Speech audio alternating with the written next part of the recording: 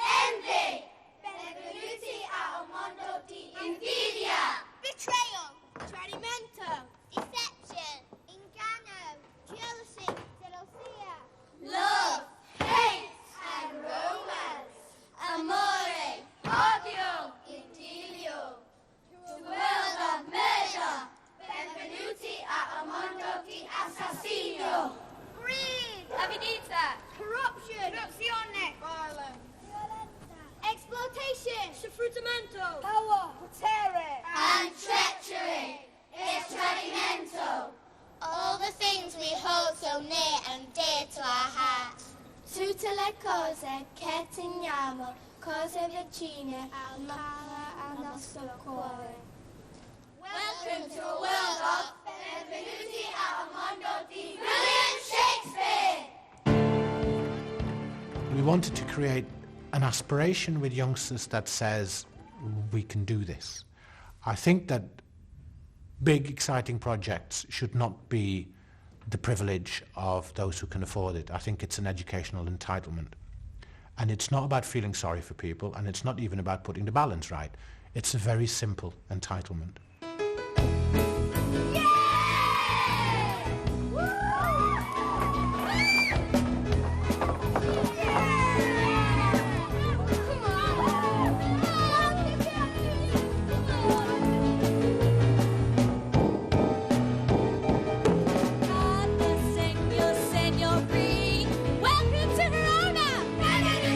This beautiful place in Italy is where we live so happily.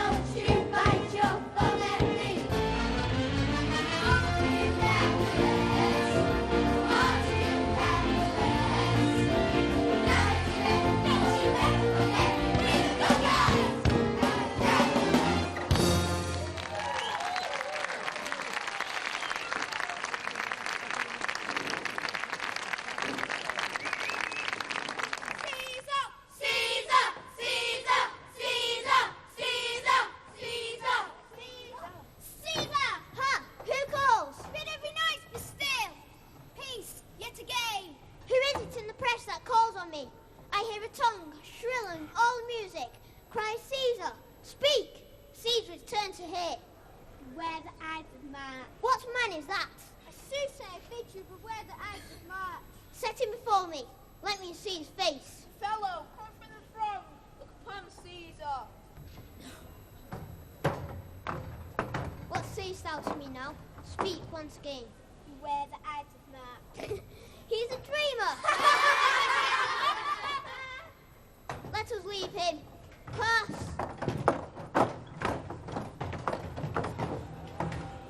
Good morrow, Kate, for that's your name I hear. They call me Katerina. That do talk for me. You lie in faith we are called Plain Kate, Bonny Kate, and sometimes Kate the Curved. But Kate, the prettiest Kate of Christendom. Kate of Kate Hall, my super dainty Kate. But dainties are all Kates, and therefore Kate, take this of me. Kate of my consolation, hearing thy mouth is praised in every town. Thy virtue spoke of, and thy beauty sounded, yet not so deeply as to thee belongs. Myself am moved to be thee for a wife. Moved in a good time. Let him that moved you hither remove your pens. I knew you at first you were movable. And why, what's immovable? A giant stool. Thou hast it. Come, sit on me. Asses are made to bear, and so are you. Women are made to bear, so are you. No such jade as you, if me you mean. Alas, good Kate, I will not burden thee, for no need to be but young and light. Too light for such a swain as you to catch, and yet as heavy as my weight should be. Should be, should buzz. Well taken, and like a buzzard. O slow-winged turtle, shall a buzzard take to thee? I for a turtle, as he takes a buzzard. Alas, nay, come again, good Kate, you must not look so sour.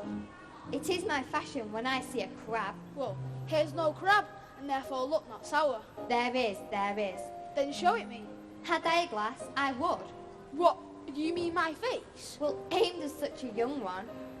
By St. George, I'm too young for you. Yet you are withered. Take good cares. I care not. Nay, hear you, Kate, and soothe you, scape not so. I chafe you if I tarry. Let me go! Ha! No, not a whit. I find you passing gentle. 'Twas told me you were rough, coy, and sullen, and now I find reporter very liar. Thou art pleasant, gamesome, passing courteous. O slanderous world, Kate like the hazel twig, is straight and slender, and is brown in hue. O let me see thee walk, thou dost not halt. When Petruchio tells Signor Baptista he has agreed to take Catherine as his wife, he is overwhelmed with joy. Come, give me your hands. God bless you, Petruchio. 'Tis a match. Father and wife, gentlemen, adieu. I will to Venice, Sunday comes apace. We will have rings and things and fine array. Kiss me, Kate, we'll be married, oh Sunday.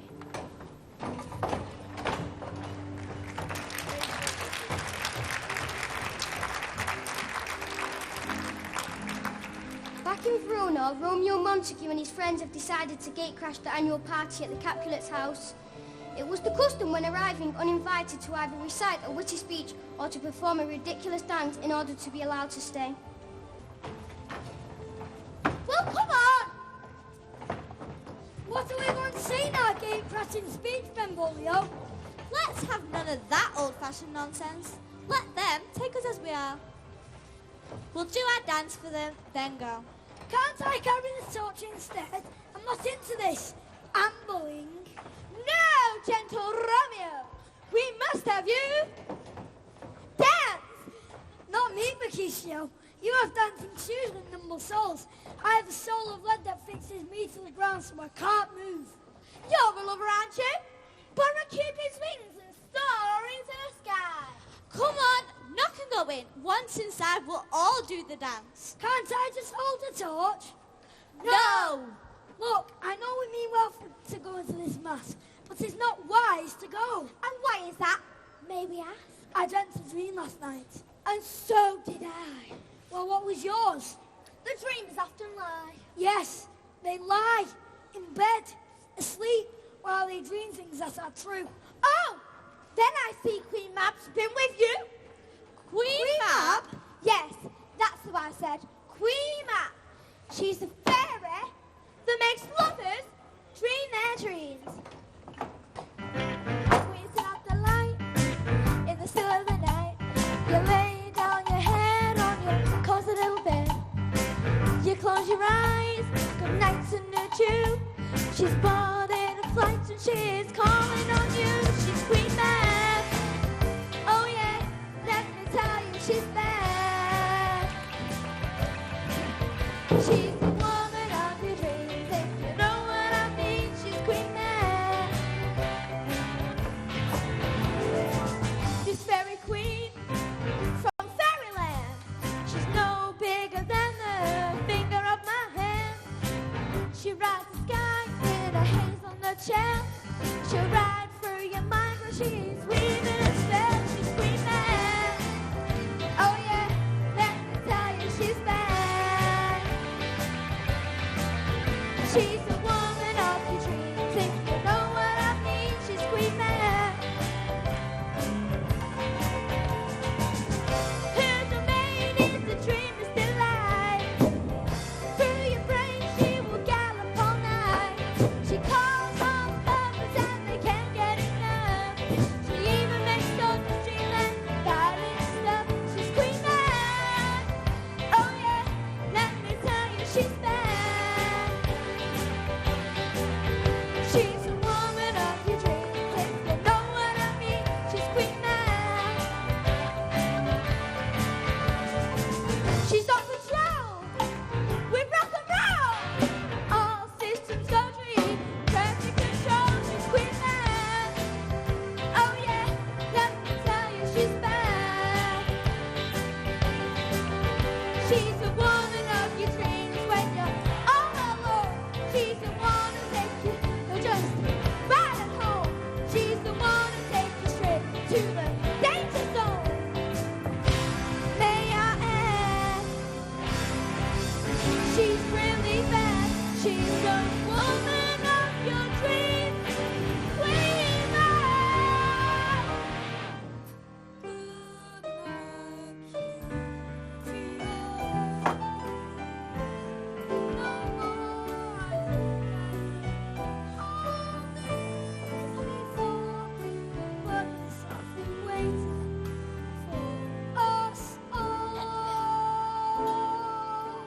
Well, come on.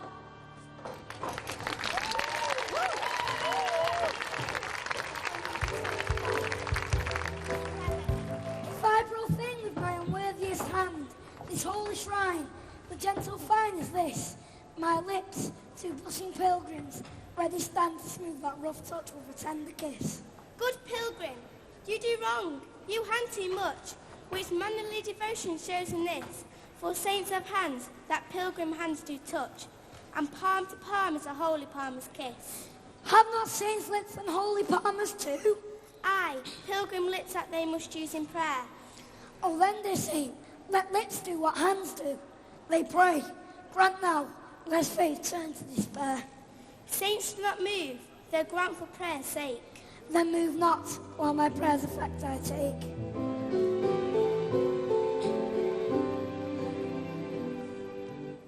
I know one more dance together and then you show how you really feel. Safe behind my mask, there's just one thing I'll ask, and that's for one kiss. Then you belong to me. Please understand, dancing hand to hand, touching the like a prayer. That's how we should be.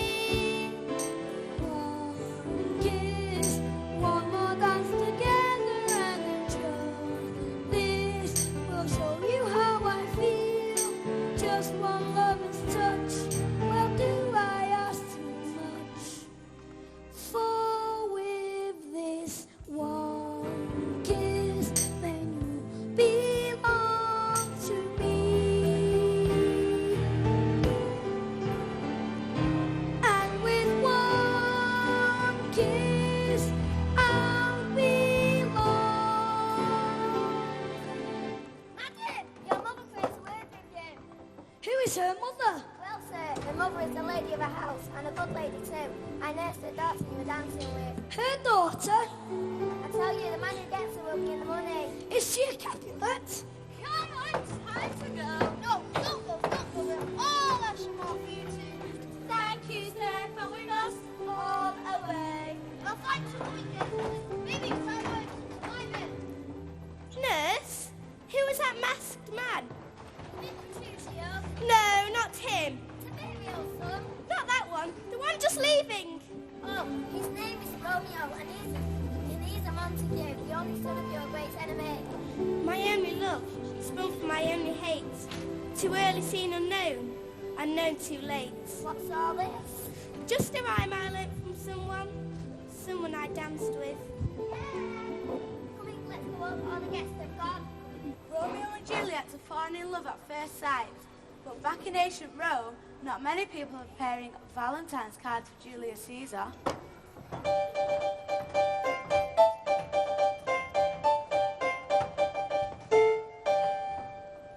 The Ides of March are come. What, Brutus? Pardon, Caesar, pardon. As low as thy foot doth Cassius fall, to beg enfranchisement from Publius Symbol. I could be well moved if I were you. If I could pray to move, prayers would move me. I'm constant as northern star, of whose true fixed and resting quality there is no fellow in the firmament. The skies are painted with unnumbered sparks. They are all fire, and every one doth shine. But there's but one in all doth hold his place. So when the world is furnished well with men, and men are flesh and blood and apprehensive, yet in the number I do know but one, that unassailable holds on his rank, unshaked of motion, and that I am he. Let me a little show it, even in this, that I was constant symbol should be banished, and constant do remain to keep him so. Oh, Caesar! Hence wilt thou lift up Olympus? Great Caesar! Doth not Brutus bootless kneel? Speak! Hands for me!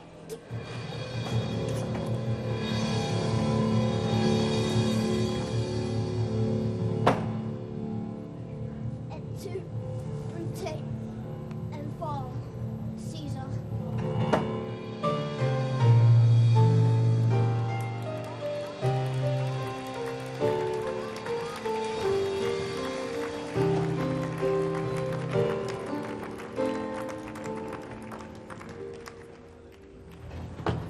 The story of Othello begins in Venice, before it moves to the outermost reaches of civilization, Cyprus. It's a tale of jealousy, envy, and betrayal. Othello is a noble Moor and a celebrated general of Venice, who's recently promoted to Lieutenant Cassio instead of Iago. Iago is incensed and begins to plot against Cassio and Othello.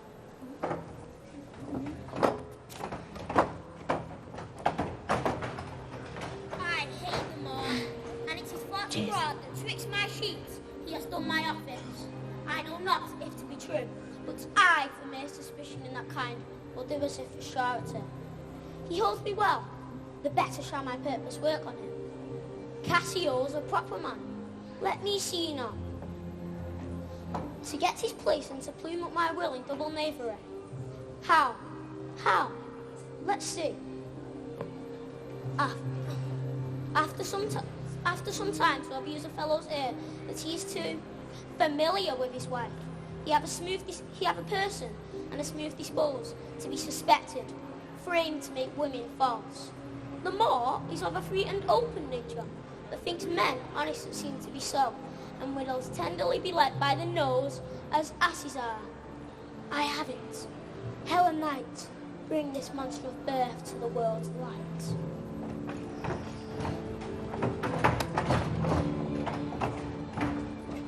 Iago's plan is to make Othello think there is something going on between Cassio and Othello's wife Desdemona. Jealousy is such a powerful emotion.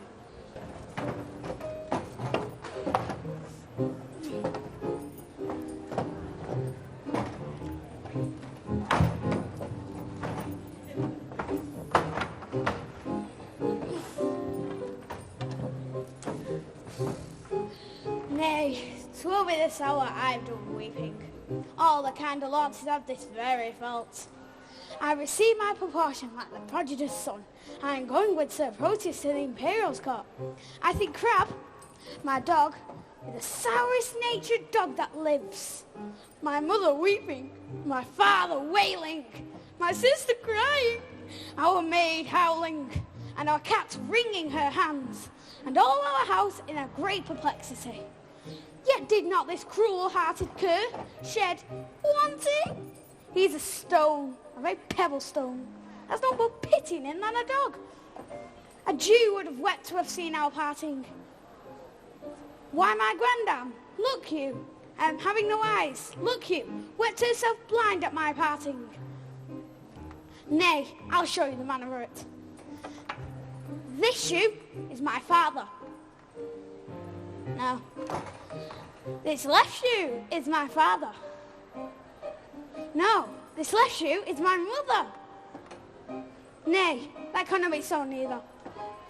Yes, it is so, it is so. It had the worst of soul. This shoe, with the hole in it, is mother, and this is father, a vengeance on't. There 'tis now sit this staff, my sister. For look you, she is as white as a lily and as small as a wand. This hat is Nan, our maid, and I am the dog. No, the dog is himself, and I am the dog. Nay, that cannot be so neither. Nay, so. Now come I to my father. Father, your blessing. Now should not the shoe speak a word for weeping? Well, should I kiss my father? He weeps on. Now come I to my mother. Oh, if she could speak now like a wood woman. Well, I kiss her. Oh, there's mother's breath up and down. Now come I to my sister. Mark the moan she makes. Now all this while, the dog sheds not a tear, nor speaks a word. But see how I lay the dust with my tears.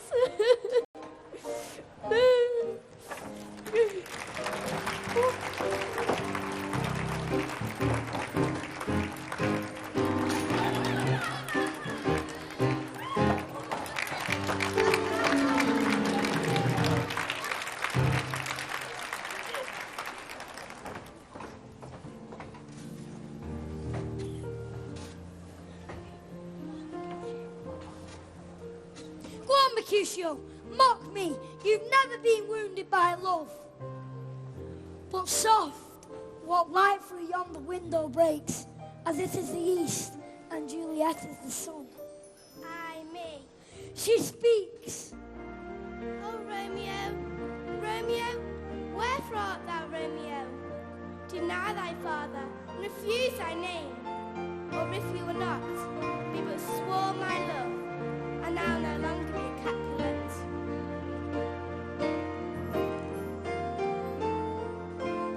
Just his name, I still can't believe it's true. Can it be? Is he really Montague? I'll walk away, I can't forget the way he looked at me. I'm glad he's not to blame. Just nay, it's a word I can't see. Just that word doesn't change the way I feel. I'll change it now. I still be me with any other name you'd see. I'd be the same. It's just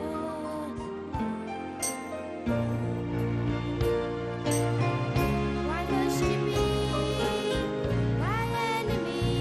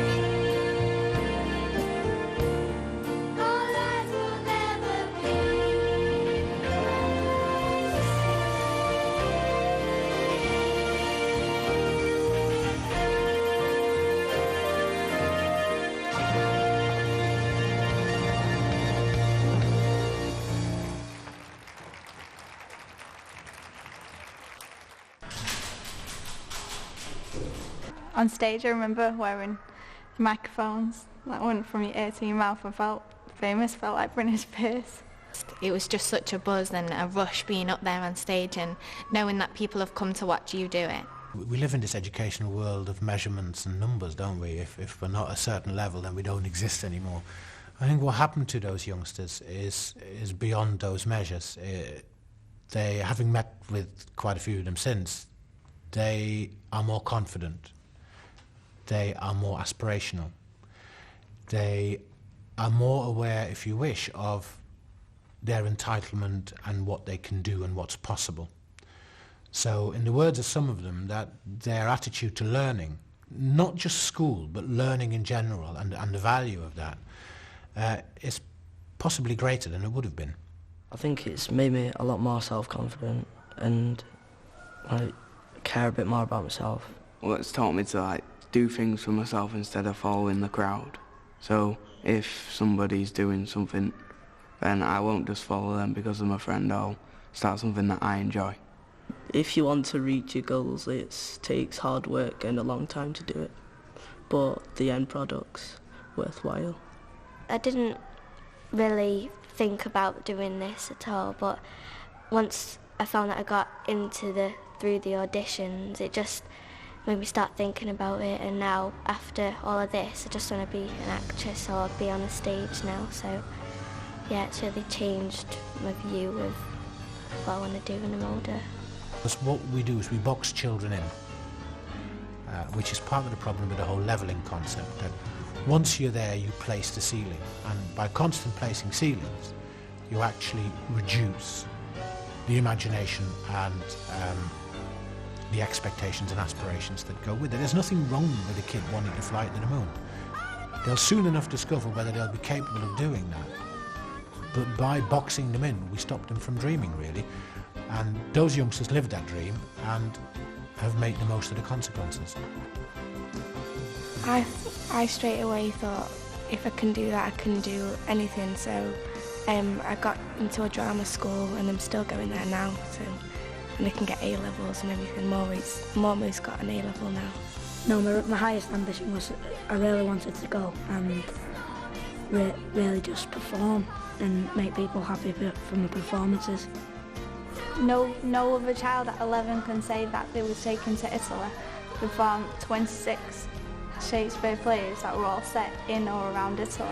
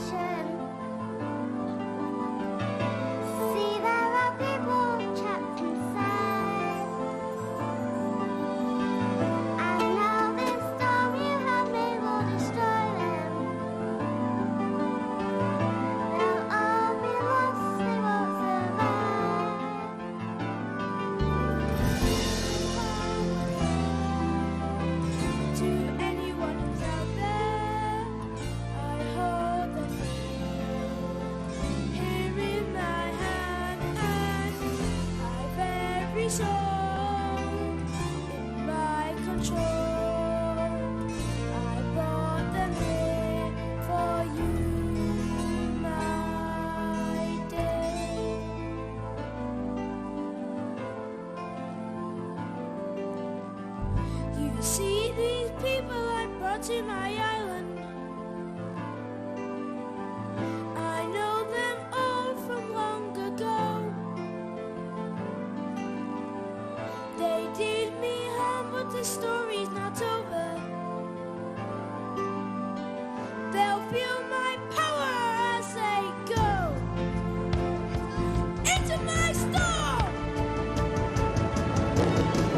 See the waves blow, feel the wind blow. This storm is blowing up, pulling us apart. We are brought here to a place that's never shown on a chance. See the waves blow, feel the wind blow. This storm is blowing up, pulling us apart. We are brought here to a place that's never shown on a chance.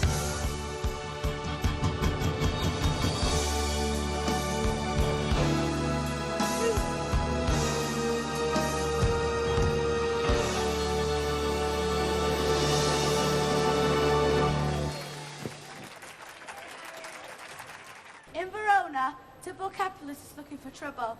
He doesn't know that Romeo has secretly married Juliet. He doesn't know that Romeo's marriage has made them relatives. All he does know is that he wants revenge. Come on, Mercutio. Let's go home. It's blazing hot, and the Capulets around. There's bound to be a fight if we meet any of them. Well, that's good coming from you. When the moves take you, you're as hot blooded as any man in Italy. Look! There's Tybalt and some Capulets. Gentlemen, good afternoon. One word, if you please. That's free so far. Mercutio, are you not one of Romeo's group? Group? Of course we're a group. Romeo and the Montagues, the best group in all Verona. Peace be with you, sir. Here comes my man. Romeo, you are a villain. Turn and fight. Tybalt, listen. I'm no villain and I've never hurt you. You must understand the reason why I have to love you. There is no excuse for your insulting behaviour. Drop! I swear I've done nothing to wrong you, and I value your name Capulet as dearly as my own. Please be satisfied with this. Romeo, don't be a coward in the face of this rat catcher. No, gentle Mercutio. Bergoglio, stop there.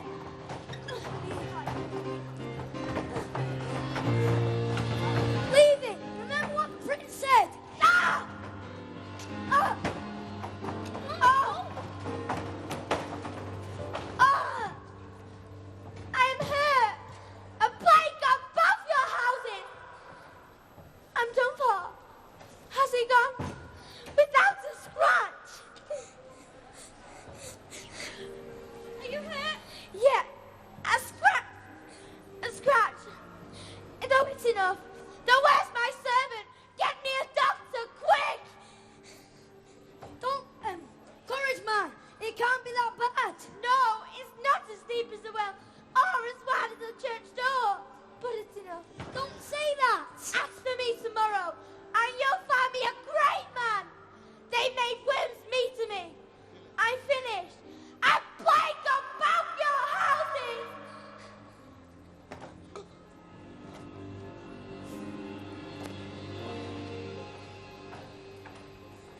No!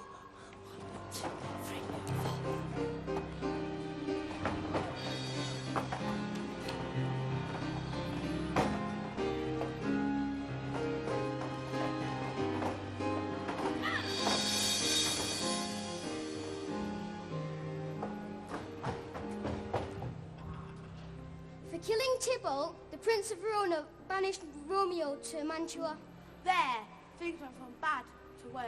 In an age completely different to our own, With no mobile phones, and no texting, Romeo had no way of keeping in touch with Juliet. Friar Lawrence concocted a plan to help Juliet escape from Verona and meet with her husband in Mantua. He also concocted a magic potion which would make Juliet appear dead, although in reality she was just in a deep sleep. I come to bury Caesar, not to praise him. The evil that men do lives after them, and the good is often interred within their bones. So let it be with Caesar. The noble Brutus hath told you Caesar was ambitious, and if it were so, it were a grievous fault, and grievously Caesar hath answered it. Here under leave of Brutus and the rest, for Brutus is an honourable man, so are they all honourable men. Come I to speak in Caesar's funeral. He was my friend, faithful and just to me. But Brutus says he was ambitious, and Brutus is an honourable man. He hath brought many captives home to Rome, whose ransoms paid the general coffers fill. Did this in Caesar seem ambitious? When that the poor have cried, Caesar hath wept. Ambition should be made of sterner stuff. Yet Brutus says he was ambitious, and Brutus is an honourable man. You all did see on the Lupercal, when I thrice presented him a kingly crown, which he thrice refused. You all did love him once, not without cause. What cause withholds you then, to mourn for him? O judgment, thou art fled to brutish beasts, and men have lost their reason. Bear with me. My heart is in the coffin, there with Caesar, and I must pause till it come back to me. Mark Antony! Mark Antony!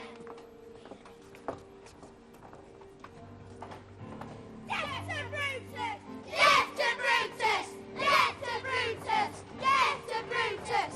Death to Brutus! Death to Brutus! Death to Brutus!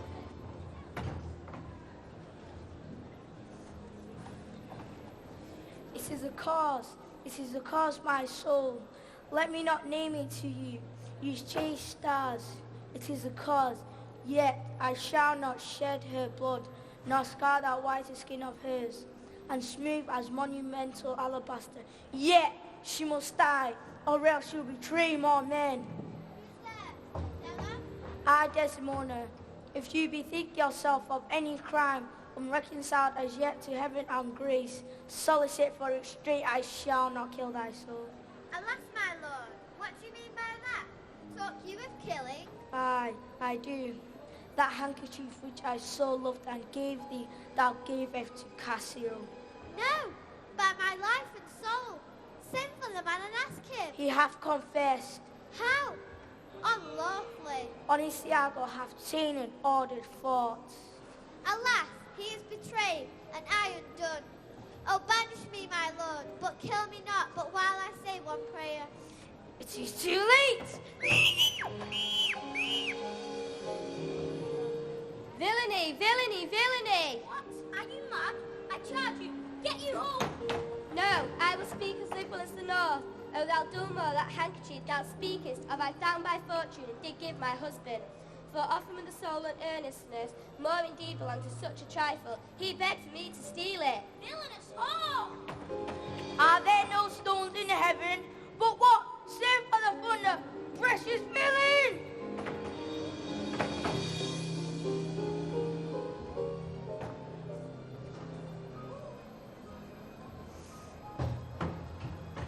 Soft you, a word or two before you go. I have done the state some service and they know it, but no more of that. I pray you in your letters, when I shall these unlucky deeds relate, speak of me as I am, of one that loved not wisely but too well, of one not easily jealous but being wrought, perplexed in the extreme of one whose hand, like the base Indian, threw a pearl away, and richer than all his tribe.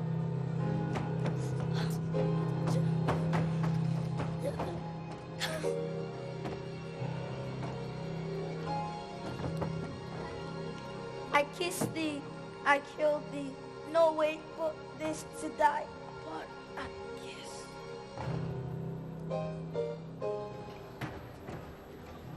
on another island off Italy. Prospero's Tempest has shipwrecked a wedding party returning from a wedding in Tunisia.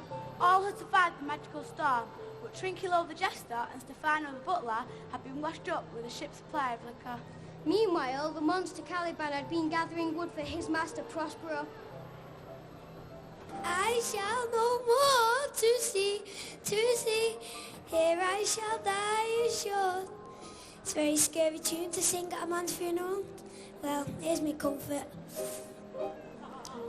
The master, the swab, the boatswain and I, the gunner and his mate, love more Meg, Marion and Marjorie, but none of us cared for Kate.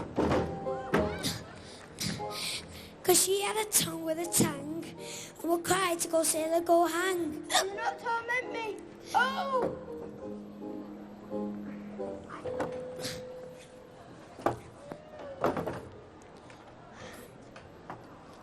That is the applicant.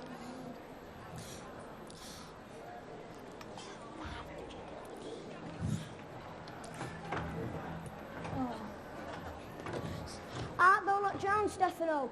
Oh, Stefano, 2 Napoleon skates. Prithee, do not turn me about. My stomach is not constant. Go on, now.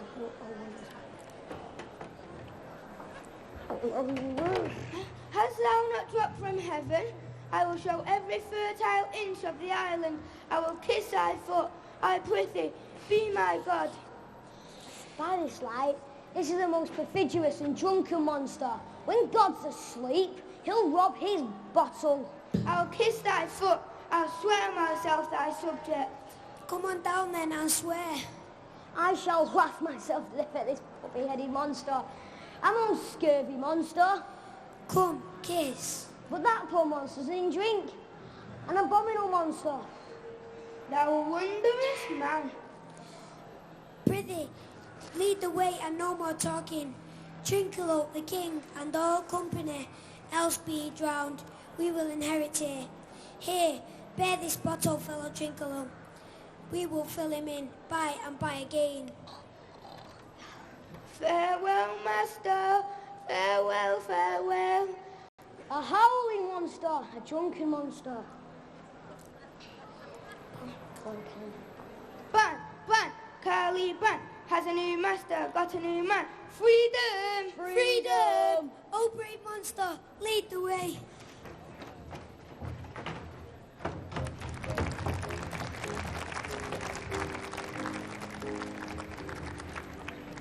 In Venice, Shylock was now in court to extract a pound of flesh from Antonio the merchant. The lawyer presiding in the case was in fact a woman, Portia in disguise.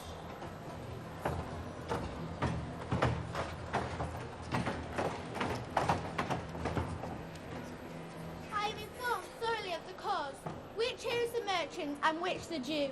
Is your name Shylock? Shylock is my name. Do you confess the bond? I do. Then must the Jew be merciful? On what compulsion must I? Tell me that. The quality of mercy is not strained. It droppeth as a gentle rain from heaven upon the place beneath. It is twice blessed. It blesseth him that gives and him that takes. 'Tis mightiest in mightiest. It becomes a throned monarch better than his crown.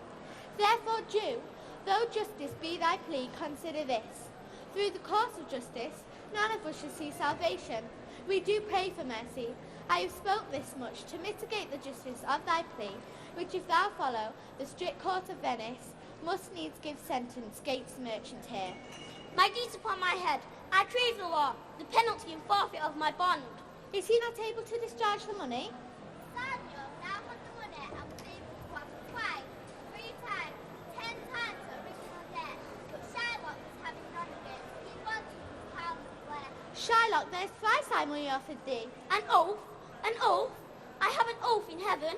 Shall I lay perjury upon my soul? No, not for Venice. Why then? This bond is forfeit, and lawfully the Jew may claim a pound of flesh to be cut by him nearest the merchant's heart. Be merciful. Take thrice thy money. Bid me tear the bond. When it is paid according to the tenor, by my soul I swear, there is no power in the tongue of man to alter me. Proceed to judgment. Thus it is. You must prepare your bosom for his knife. O noble judge, O excellent young man, A pound of that same merchant's flesh is thine. The call towards it, and the Lord doth give it. Most rightful judge. And you must cut the flesh from off his breast. The law allows it, and the call towards it. Most learned judge. A sentence. Come, prepare. Therefore prepare thee to cut off the flesh. Shed thou no blood, nor cut less nor more than just a pound. If thou cuts more or less than just a pound of flesh, if the scale do turn but in an estimation of 1 hair, there thou diest, and all thy goods are confiscate. Fie, fie, unknit that threatening unkind brow, and dart not scornful glances from those eyes, to wound thy lord, thy king, thy governor. It blots thy beauty as frost do bite the meads, confounds thy fame as whirlwinds shake fair buds, and in no senses meet are aimable. A woman moved is like a fountain troubled. Come, come, you froward, unenabled worms, my mind hath been as big as one of yours, my heart is great, my reason haply more, to bandy word for word and frown for frown, but now I see our lances are but straws. Our strength is weak, our weakness past compare, that seeming to be most which we indeed least are. Then veil your stomachs, for it is no boot, and place your hands below your husband's foot, in token of which duty, if you please, my hand is ready, may it do him ease. Why, there's a wench. Come on, kiss me, Kate.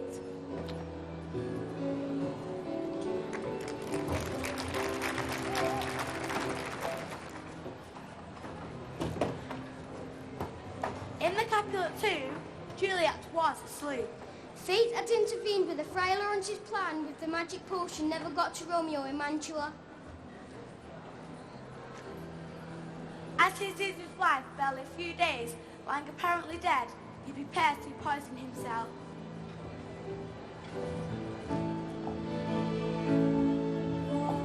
One kiss, one more dance together, and then just this. Show you how I feel. Just one lover's touch. Well, do I ask much? For with this one kiss, then you belong.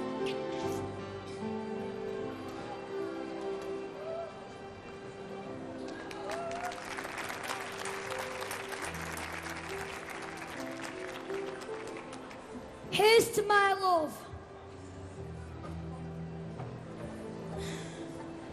Ultra apothecary. Your drugs are quick.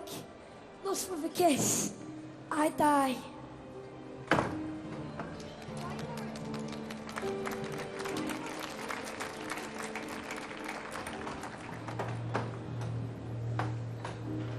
What's this in my lover's hand? Poison? You've drunk it all and left none for me. How can I follow you to heaven? Maybe there's a few droplets left on your lips.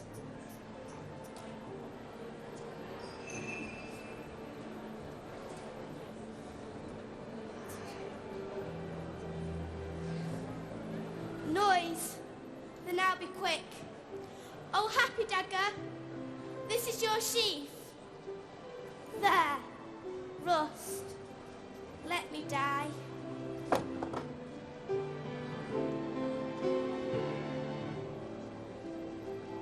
Juliet took her life to be with Romeo forever. It took their deaths to mend the feud between the Montagues and the Capulets.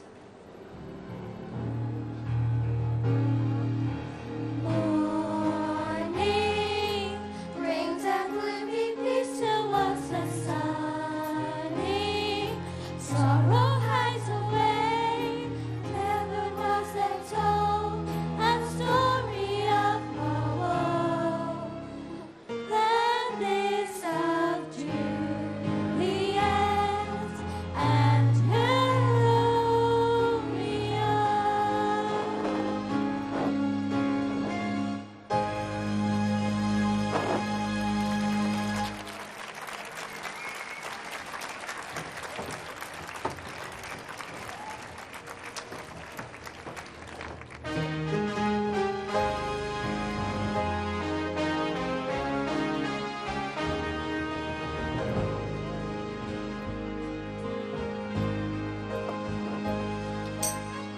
with just a word, a line upon a page, a single scene between each act we play. A voice is heard, it's from a different age, across the globe, around the world to us, and we hear it say, all the world's a stage, and everyone must play their part, side by side in harmony, singing from their hearts and calling out to us from a distant stage. All the world's a stage.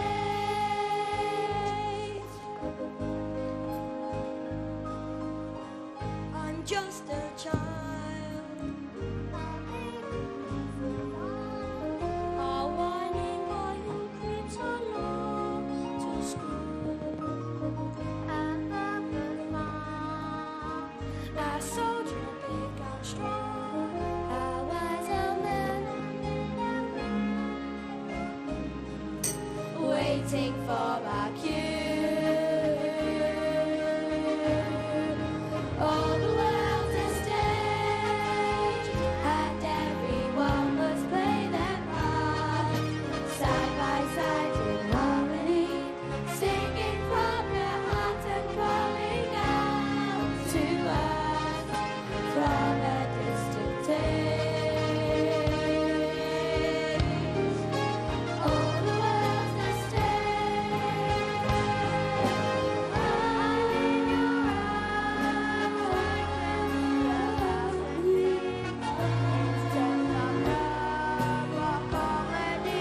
In your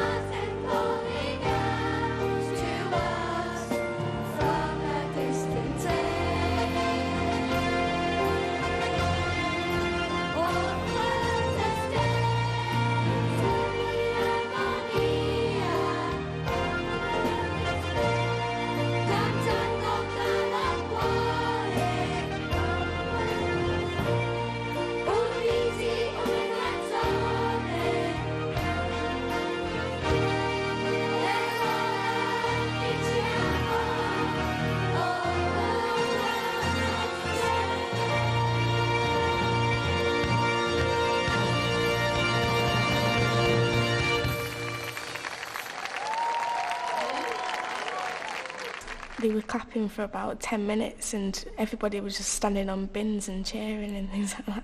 How did you feel? I felt really proud of myself that I'd actually made this far and actually proved my family wrong and I can do it.